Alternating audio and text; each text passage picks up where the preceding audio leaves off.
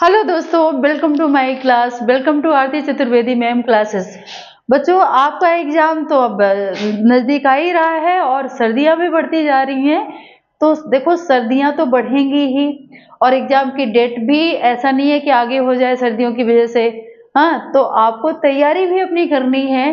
तो थोड़ा सा रजाई से निकल के थोड़ा पढ़ाई पे भी ध्यान देना है। थोड़ा धूप में बैठ जाओ, ठीक है। और रजाई से निकलोगे तभी पढ़ाई हो पाएगी क्योंकि आप रजाई में घुस के पढ़ाई करोगे ना तो नींद आएगी और आपकी पढ़ाई नहीं हो पाएगी, ठीक है। इसीलिए सर्दियों का भी मजा लो और अपनी पढ़ाई पे भी ध्यान दो और अपने एग्जाम की पूरी तैयारी करो, ठीक है। तो अगर एग्जाम की तैयारी करनी है तो थोड़ा आराम तो छोड़ना पड़ेगा ना, क्योंकि मेहनत तो करनी पड़ेगी, ठीक है। हम यहाँ पे देखो आज डिस्कस करेंगे द्विनिषेचन या डबल फर्टिलाइजेशन। बहुत सारे बच्चों को याद होगा क्योंकि ये छोटा सा टॉपिक है, लेकिन इसको हम इस तरीके से समझेंगे ना कि ये हमें बार बार रटने की जरूरत ना पड़े, ठीक है। तो हम समझते हैं द्विनिषेचन, जैसा इसके नाम से पता चल रहा है, द्वि मतलब दो, निषेचन मतलब जब नर युग्मक मादा युग्मक मिलते हैं तो आपका क्या कहलाता है, फर्टिलाइजेशन या निषेचन। तो यहाँ पे निषेचन कितनी बार हो रहा है, 2 बार, इसलिए इसको क्या बोला जा रहा है, द्विनिषेचन। अब ये जो द्विनिषेचन है दोस्तों, ये आवृत्तिबीजी पौधों की विशेषताएं। आवृत्तिबीजी की बात की जाए तो ऐसे पौधे जो जिनके ऊपर आवरण होता है वो क्या कहलाते हैं, आवृत्तिबीजी, ठीक है। तो हम द्विनिषेचन को डिस्कस करेंगे किसके अंदर, आवृत्तिबीजियों के अंदर, ठीक है। लगभग सब में जितने भी आवृत्तिबीजी प्लांट होते हैं मैक्सिमम उसमें डबल फर्टिलाइजेशन या द्विनिषेचन की प्रक्रिया होती है। अब इसके खोजकर्ता कौन है दोस्तों, तो हम इसके खोजकर्ता को देख लेते हैं, नवासिन, ठीक है ना। अक्सर आप लोग बोलते हो कि अरे मैडम जी ये कैसे कैसे नाम है, ठीक है। तो ये देखो विदेशी वैज्ञानिक हैं, हाँ, इनके नाम ऐसे ही होते हैं।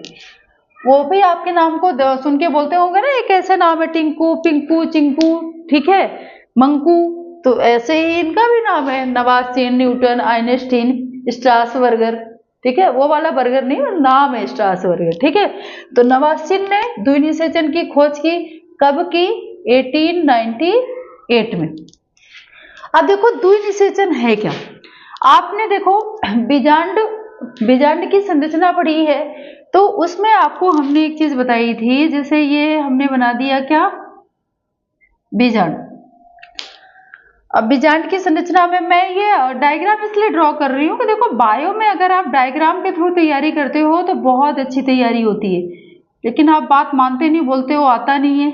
आप कोशिश करोगे तो बिल्कुल आएगा, आप कोशिश ही नहीं करते, ठीक है। देखो कितना जल्दी बन गया। तो यहाँ पे ये बन गया आपका बीजांडकाय और ये हो गई आपकी बीजांडद्वारी कोशिकाएं, ठीक है। ये हो गई प्रतिमुख कोशिकाएं और ये हो गया आपका ध्रुवीय केंद्र, ठीक है। अब यहां से आएगी क्या, पराग नलिका, ठीक है। ज्यादा मोटी होगी, खाई पी सी लग रही है ये, चलो इसको थोड़ा सा पतला कर देते हैं, डाइटिंग करवा देते हैं इसको, ठीक है। मैंने इसमें डबल कलर से बनाया है, तो पराग नलिका डबल कलर से नहीं होती, मैंने इसको बना दिया है, ठीक है। अब इसमें होते हैं क्या, इसमें होते हैं नर युग्मक।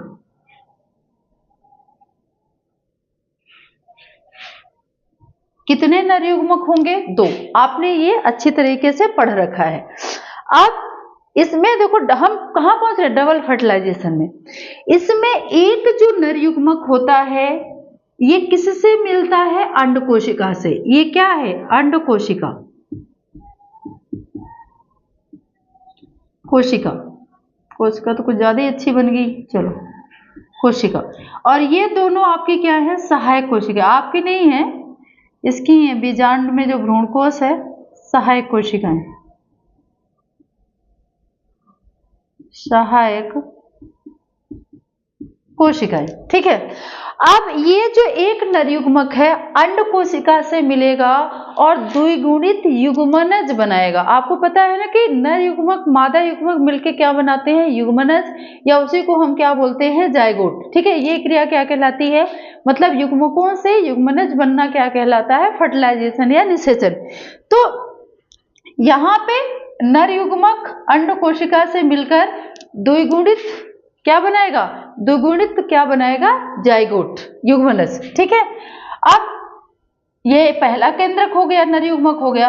अब ये दूसरा नर युग्मक जाएगा कहाँ, इस ध्रुवीय केंद्रक के पास, और ध्रुवीय केंद्रक के पास जाकर ये क्या करेगा, त्रिगुणित क्या बनाएगा, भ्रूण पोष केंद्रक। ध्यान रखना, एक नर युग्मक यहां से संलयित होगा, जिसे हम क्या बोलेंगे, संयुग्मन, और ये क्या बनाएगा, द्विगुणित युग्मनज। ठीक है, और एक जो नर केंद्रक है वो कहाँ जाएगा, इस ध्रुवीय केंद्रक के पास। ठीक है, और ये 2 या द्विगुणित तो पहले ही है, ध्रुवीय केंद्रक के पास जाएगा और क्या बनाएगा, त्रिगुणित भ्रूणपोष। मैंने पहले ही बताया था कि इससे किसका निर्माण होगा, भ्रूणपोष का, भ्रूणपोष केंद्रक। ठीक है, अब देखो इसमें फर्टिलाइजेशन कितनी बार हो रहा है, एक बार तो एक नर युग्मक अंड कोशिका से मिला, और दूसरी बार नर युग्मक किससे मिल रहा है, ध्रुवीय केंद्रक से। निषेचन कितनी बार हो गया, 2 बार, इसीलिए इसको क्या बोला जाता है, द्विनिषेचन या डबल फर्टिलाइजेशन। ठीक है, इसकी खोज किसने की, नवासिन ने। और एक चीज और याद रखना, अगर सिर्फ संयुग्मन के खोजकर्ता पूछता है कि संयुग्मन की खोज किसने की, अंड कोशिका से जो नर युग्मक मिलता है, इसकी खोज की दोस्तों स्ट्रासबर्गर ने कब की, 1884 में। ठीक है, तो अब इसमें से देखिए 2-3 क्वेश्चन आपके क्लियर हो गए। एमसीक्यूज में अगर पूछता है कि द्विनिषेचन की खोज किसने की, तो नवासिन ने की। कब की, 1898 में। देखिए सन वगैरह ज्यादा नहीं पूछता है, तो ज्यादा इसको रटने में नहीं लग जाना है, आप ये याद रखना कि किसने इसकी खोज की। संयुग्मन की खोज किसने की, स्ट्रासबर्गर ने। ठीक है, द्विनिषेचन मतलब एक बार नर युग्मक अंड कोशिका से मिलेगा और दूसरा नर युग्मक किससे मिलेगा, ध्रुवीय केंद्रक से। ये आपका द्विगुणित होगा और ये कैसा होगा, त्रिगुणित होगा। ठीक है, क्योंकि ये निषेचन 2 बार हो रहा है, इसलिए इसको क्या बोला जाएगा, डबल फर्टिलाइजेशन। क्लियर।